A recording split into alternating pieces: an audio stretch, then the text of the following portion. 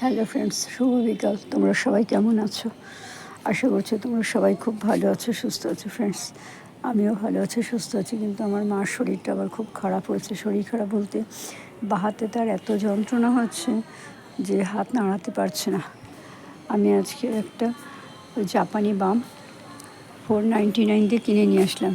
কিনে ওইটা ভাবলাম যে আনবক্সিং করব, তোমাদের দেখাবো।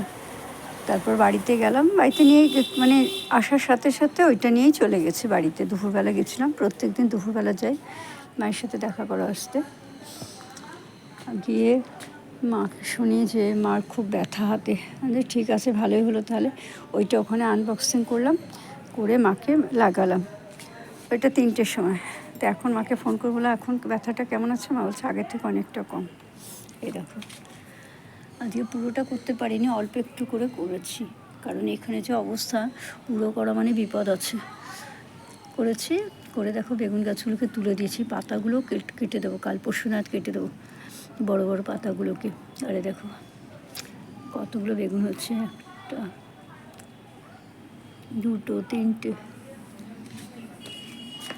চারটে, 1, 2, 3, 4, 5টা বেগুন হয়েছে।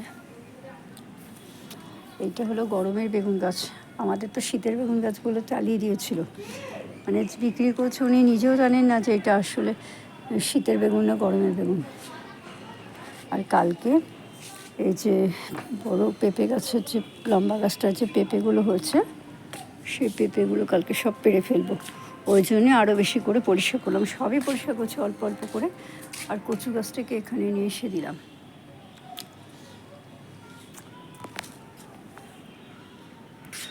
দুপুরে এগুলো করেছি, যখন করেছি করার পর তখন জলটা চলে গেছিলো, তো সেই জন্য আবার একটু এখানটাতে জল দিয়েছি, কারণ কচু গাছটা ইয়ে করলাম, এখানে নিয়ে এসে লাগালাম। আর আম গাছের পাশে লাগানোতে কী হয়েছে, আম গাছটা ওখানটা না পুরো অন্ধকার ঘন জঙ্গলের মতন হয়ে গেছিলো। দেখো এটা এমনিতে ওখানে ইয়ে গাছগুলো থাকার জন্য, পদ্ম ফুল গাছের জন্য যথেষ্ট অন্ধকার হয়ে গেছে। পদ্ম ফুল গাছগুলো তুলে ফেলবো, এবছরও হয়ে যাক, সামনের বছর এখান থেকে গাছ সরিয়ে দেবো, নাহলে এখানে অন্ধকার হয়ে যাবে। আম গাছটা ওখানটা পরিষ্কার করে দিলাম, এখানে পরিষ্কার করলাম। এই জায়গাগুলো এই দেখো, এই পাশে একটা কুমড়ো গাছ হয়েছে, দেখো বেগুন গাছটার পাশে। আর এই যে এখানে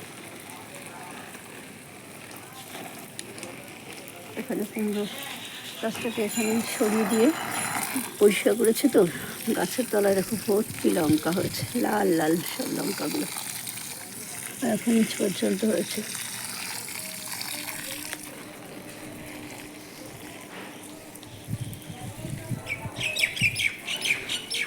জল না দিলেও হতো, কিন্তু যেহেতু কিছু কিছু গাছগুলো নাড়াচাড়া হয়েছে, এখান থেকে ওখানে, ওখান থেকে এখানে সরানো হয়েছে, সেই জন্য। আর এই লেবু গাছটা এখন এত সমস্যা হচ্ছে, সারাটা গা পুরো কেটে কেটে আসছে। গাছটা এমন বিশাল একখানা ধারণ করবে আকার, সেটা কখনোই ভাবিনি। আর যত কাটা হচ্ছে তত বাড়ছে, যত কাটছি তত বাড়ছে। চারপাশে ব্রাঞ্চ বেরিয়ে আছে, তো ওই দেখো পেঁপেগুলো দেখো পুরো হলুদ হয়ে গেছে। এখানে মাটিগুলো শুকিয়ে গেছে, এখানে গ্রো ব্যাগ তো আজকে ভালোই রোদ ছিল, গরম হয়ে গেছে ইটগুলো, তার মধ্যে মাটিগুলো জল টেনে নিয়েছে। এখানে ওখানে বেগুন গাছ রয়েছে, আর সব বেগুন গাছগুলো তুলে ফেলেছিলাম। এখন দেখি এই বেগুন গাছগুলোকে আবার ওই বাগানে পুঁতে দেবো, দেখবো যে কী হয়।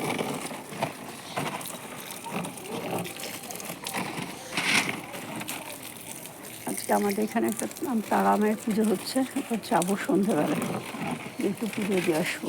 এটা এখানে ফুলটা আবার কত সুন্দর হয়েছে, এখানে কত সুন্দর হয়েছে, আর এখানে কত হালকা হয়েছে। আর এখানে দেখো হালকাই রয়েছে।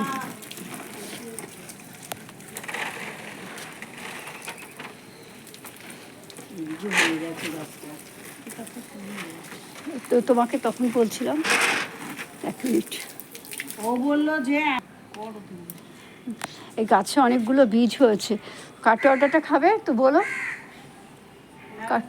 হ্যাঁ ওই যে এইগুলো ঘাসগুলো দিয়েই আবার ওর মধ্যে ইয়ে করছো না? হ্যাঁ, এই তো আজকে আবার তুলে দিয়েছি, আজকে আবার ঘাস দিয়েছি ওখানে। আমার ওরকম দেখো, আমি এবারে ফেলিনি, ওই রকম হয়ে গেছিল, এই যে এরকম লম্বা হয়েছে গাছটা। এই পাকা দানা কালকে ফেলেছি, পেঁপেগুলো পারবো, পেরে পাকা দানা ফেলেছি, আবার ওই গাছে এই গাছ পেঁপেগুলো হয়েছে। পেরে কালকে দিয়ে সবাইকে দিয়ে দেবো। এবার আর পেঁপে খাবো না আমি, সবাইকে দেবো, অনেককে দেওয়া বাকি আছে গো। কৃষ্ণা কাকিমাকে একটু দেবো, ওই সেদিনকে ওই মেয়েটা এসেছিলো, ওই মেয়েটাকে একটু দেবো। এবার এই ফুলের রঙটা খুব সুন্দর হয়েছে। আর বেল ফুল গাছ থেকে এবারে এখন আর ফুল হচ্ছে না, চারপাশ দিয়ে তো বেরিয়েছে করলা গাছ, দেখা যাক কী হয়। তো বামটা তো কিনেছি, পেইন রিলিফ বাম, একটা জাপানি বাম কিনলাম 499 টাকা দিয়ে। বাড়ি গিয়ে দেখি মায়ের শরীর খুব খারাপ, প্রচণ্ড হাতে ব্যথা, হাত নাড়াতে পারছে না, মানে কেঁদে ফেলছে এমন অবস্থা, যন্ত্রণায়। কথা বললে তো কথা শুনি না, বুড়ো মানুষ, যদি কথা না শুনে খুব সমস্যা। তারপরে আমি মাকে বললাম ঠিক আছে, আমি নিয়ে এসেছি একটা বাম, ওটাকে তো তোমাকে দেখানোর জন্য এনেছিলাম, তো এক কাজ করি, ওইটা খুলে আমি তোমাকে লাগিয়ে দিচ্ছি, তাতে দেখো, দেখে আমাকে বলো যে ব্যথাটা কেমন আছে। তখন মাকে বললাম, মাকে লাগিয়েছি 3টের সময়, মাকে 3টের সময় লাগিয়েছি। 4:30টার সময় জিজ্ঞাসা করলাম, মা ব্যথাটা কেমন আছে? মা বললো ব্যথাটা আগের থেকে মনে হচ্ছে একটু কম। সব জিনিসই তো একটু সময় লাগবে না দিতে। পদ্ম গাছগুলো কত বড় হয়েছে দেখেছো। ওই বেগুন গাছটাও ইয়ে করবো, গাছের গোড়া এবার ভালো করে খাবার দিতে হবে। আমার বরকে বললাম যে কলার খোসা টোসাগুলো, রোজ তার কলা চাই, না হলে হয় না, টিফিন নিয়ে যায় তো, মানে কলার খোসাগুলো যা হয় কিছু ফেলবে না, সমস্ত বেগুন গাছের গোড়ায় দেবে, না হলে কিন্তু আর বেগুন হবে না। এবার এই গাছটাকে আগের গাছের মতন তৈরি করার চেষ্টা করব।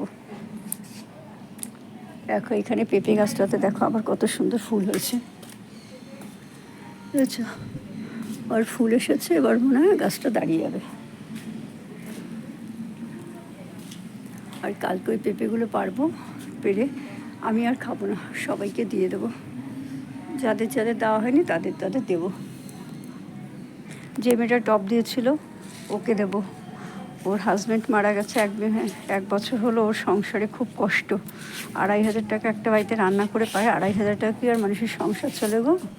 চলে না। এর আগেও দিয়েছিলাম ওকে একটা পেঁপে, এখনও দেবো। ঠিক আছে ফ্রেন্ডস, আমার এই ভিডিওটা তোমাদের কেমন লাগলো অবশ্যই কমেন্ট করে জানিও।